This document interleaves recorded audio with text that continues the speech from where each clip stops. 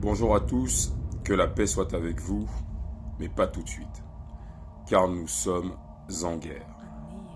La paresse épuise plus vite une race que l'excès de travail. Une trop longue paix anéantit plus sûrement un peuple que la guerre constante. Je recommence. La paresse épuise plus vite une race que l'excès de travail. Une trop longue paix anéantit plus sûrement un peuple que la guerre constante. Alors, bienvenue chez les fétiches de guerre. Que la paix soit avec vous, mais pas tout de suite, car nous sommes en guerre et l'Afrique ne peut plus accueillir toute la misère du monde. Alors, de quoi s'agit-il? Georges de Herme, il est là-haut, il est là-haut. Le livre s'intitule « L'Afrique occidentale française. Action politique, action économique, action sociale ». Georges de Herme. Nous sommes en 1908.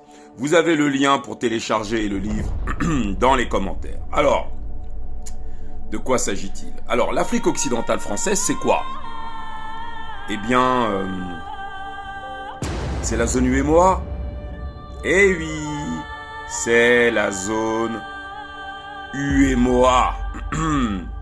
Je vais essayer de vous mettre la carte là-haut pour que vous compreniez. Alors, cet auteur, Georges de Herme, qui est français, nous gratifie de ce livre, L'Afrique occidentale française. Quand il a écrit, d'ailleurs, nous étions en 1908, il ne s'imaginait pas qu'en 2024, les primitifs, c'est comme ça qu'on est appelé dans le livre, les primitifs allaient le lire et le décortiquer. Alors, qu'est-ce qu'il nous dit? Nous sommes dans l'introduction. Écoutez bien, lui, il rigole pas. Il ne rigole, mais alors pas du tout. Pas besoin de liker cette vidéo, j'en ai marre. Republiez la vidéo, soyez intelligents, j'en ai marre des gens qui like, ok?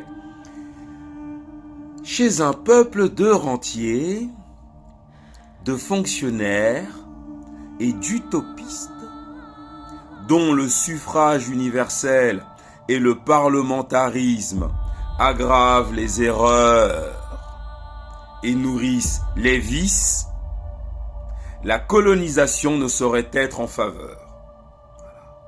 Vous avez compris ce qu'il a dit? Un peuple de rentiers, c'est quoi? Il parle de la société française. Il parle des Français. Un rentier, c'est celui qui travaille pas. L'argent arrive.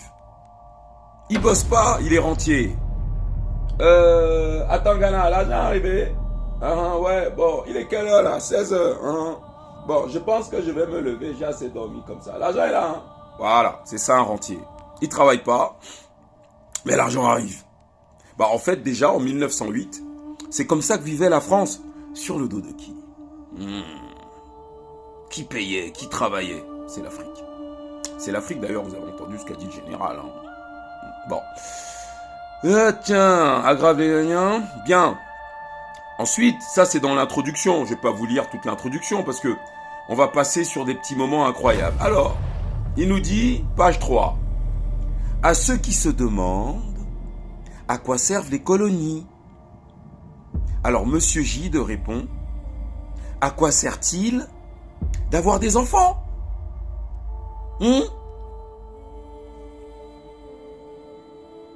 Toute question de sentiment mise de côté.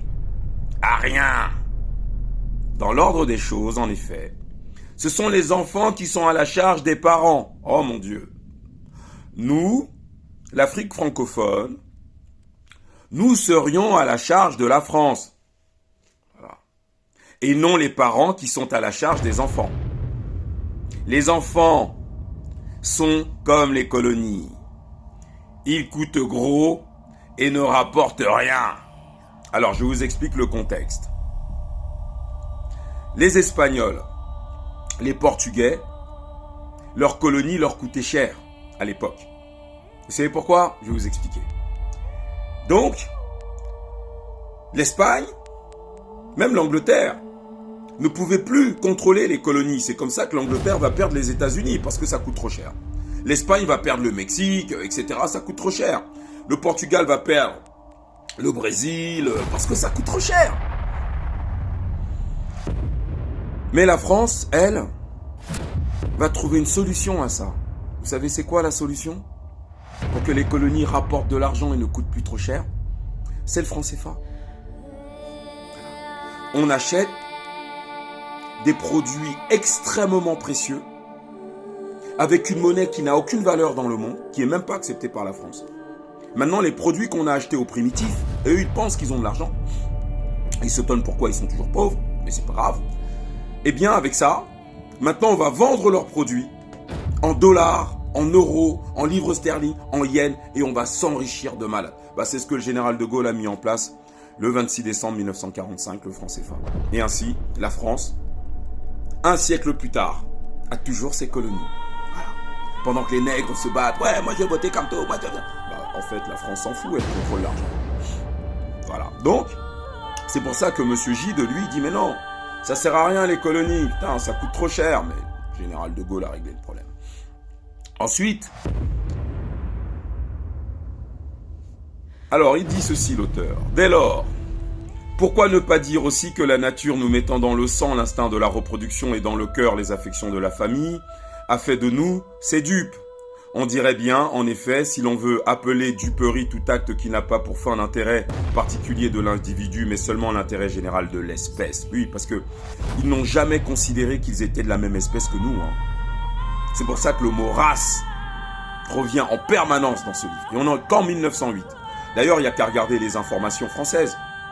On a remplacé le mot race par immigration, immigration, immigration, immigration, migrants. Voilà, en fait, c'est leur manière d'utiliser le mot race, mais comme ils ne peuvent plus l'utiliser, parce que c'est un mot qui, voilà, maintenant on va mettre immigration, immigration, immigration, immigration. Alors, ensuite, l'auteur nous explique que, page 4, la colonisation est le mode de reproduction des sociétés.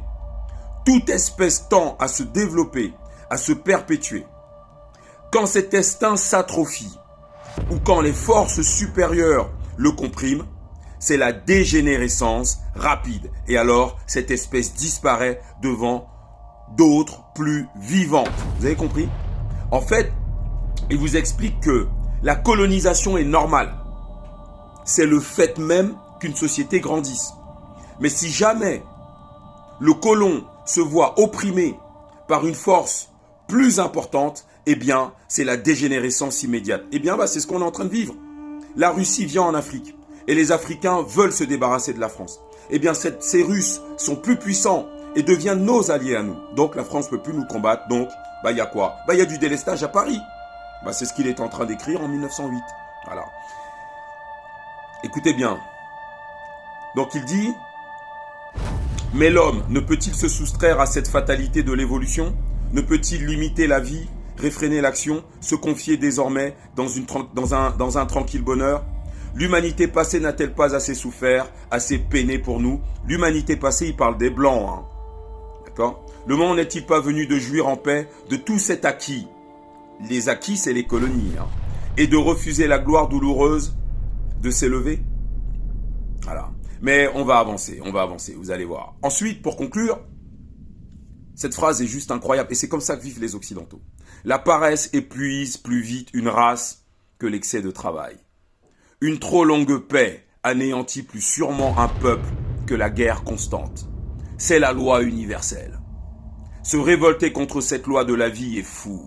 La contester est puéril. S'y soumettre, en tirer pour soi, pour sa race, pour l'humanité blanche, tout ce qu'elle peut donner est sage. En gros, on vous explique ici que vivre en paix détruit un peuple. Que ce qui permet à un peuple d'être vivant, c'est la guerre constante.